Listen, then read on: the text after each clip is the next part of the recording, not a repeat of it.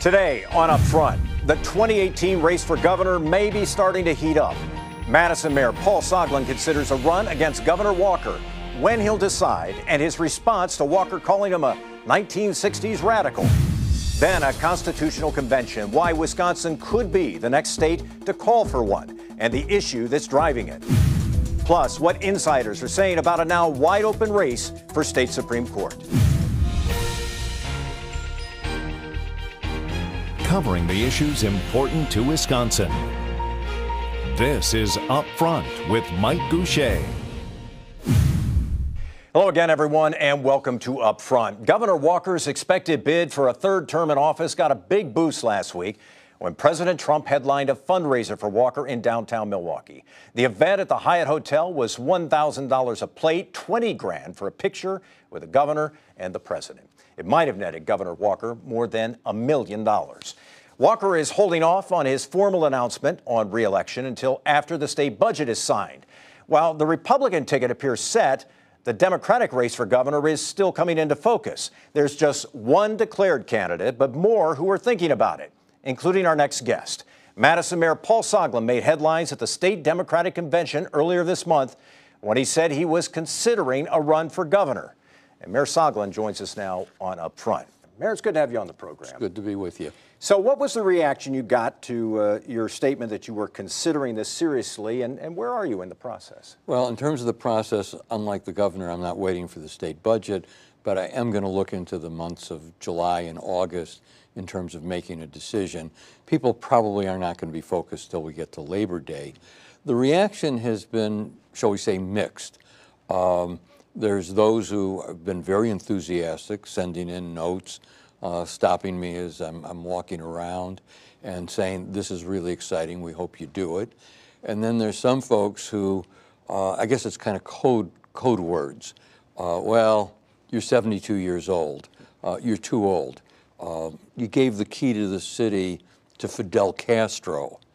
In 1975. Yes, it was a few years ago.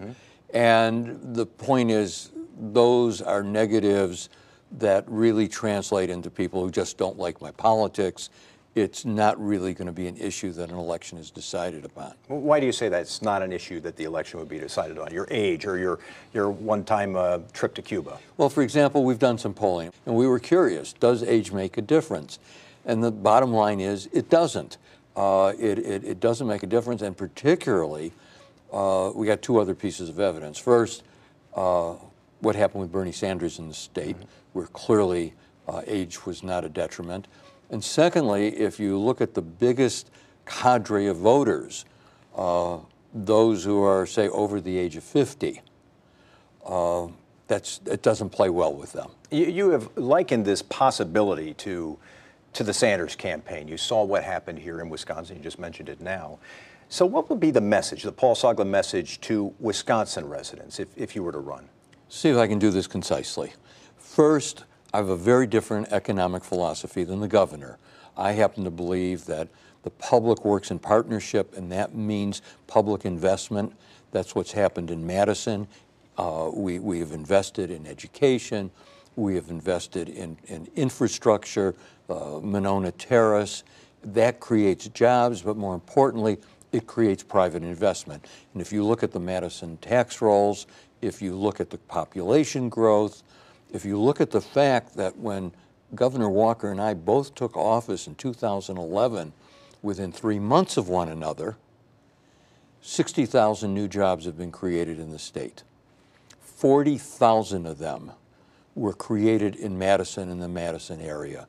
Clearly we're doing something right, and that's not the state government or the university growing, because the governor's cut those back. So do you see Madison, if you were to have if you were to run for office, do you see Madison as being an asset in the conversation, or is it a liability that it would be looked at by folks outstate as, oh, that's one of those Madison guys? Well, if you look around the state, we're one of the M&Ms, Madison and Milwaukee, and there is resentment about the two urban centers. But the point is, when I was mayor over the years, I made a commitment to serve the entire community, to see to it that the benefits of investment, of jobs, of education of better health care went to everyone. And I can say the same thing in terms of my service as a governor. It's everybody, and it's a different philosophy than we've got now. It is this focus on building that public-private partnership and getting investment throughout the state. How would you describe Governor Walker's performance as governor? Well, we can look at it two ways. First, we can go backwards since the recession or before, and the state looks pretty good, but that's based on 2007, 2000. When you compare us to our peers or to the other 50 states, compare us to Minnesota, compare us to Iowa. Now, Illinois is a different case. Right. They're in total chaos. Problems, yeah. But when you compare us to our competitive states, we're not doing as well. And in fact, we're slipping. The governor goes around saying, well, we're in the top 10 in terms of high school graduation rates. The governor's right, but he doesn't finish the sentence. When he came into office, we were second in the state. Now we're eighth. We're going downhill. I want to get your reaction to something he said. He did have a reaction when they mentioned to him that you were thinking about running for office. He said he would love that contrast. I think he referred to you, and I want to get this right, I think he said you were an unabashed throwback to the 60s, a radical liberal. What do you say to that? And that's why we're getting all this investment in Madison. That's why we're seen as one of the most vibrant, high-tech zones in the United States. That's why we're in the top 20 cities in terms of entrepreneurship. When you look at what's happening in terms of the change in this country, we all know what the internet is doing. Madison is responding and getting ahead of the curve, and there is no reason the rest of the state can't. When we talk about the internet, for example, you can have tremendously vibrant businesses in any corner of the state if, and it's not just download speed, you have to have upload speed as well. Why don't we have a viable network here in the state of Wisconsin? What's been going on the last 6 years? That's what we're working on in Madison. It ought to be statewide. Same thing in terms of transportation. Final question, money. You know, and any Democrat knows, that if you take on Governor Walker, you are probably going to be swimming upstream, at least in terms of fundraising. How do you deal with that? Well, I know I'm not getting Donald Trump. But then again, there's other candidates have demonstrated that you can go on the internet and in Bernie Sanders, in fives and tens and $50 increments, you can build a viable campaign. I would guess that Governor Walker is going to raise $30 million. I have no illusions that we can get much past 15 or 20 million, but I think if we hit that amount, there'll be a vibrant campaign throughout the state. And in areas where I'm not particularly popular, it's not going to be a crushing defeat. We're going to be able to run 45, 47%, and then hopefully things will turn out with a solid majority. I don't want to put words in your mouth, but when I listen to you, you sound very much like you're running this campaign. You sound like a candidate to me. You're asking me questions that I've thought about, and I'm prepared to.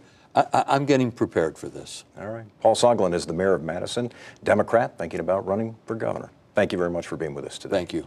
Later on up front, a state Supreme Court justice electing not to run for re-election. Our political analyst on how Justice Michael Gableman's decision shakes up the race. But first, what is a constitutional convention and why do we need one? The Republican state senator who says the nation should do it. Next on Up Front. Up Front with Mike Goucher, brought to you by the American Transmission Company.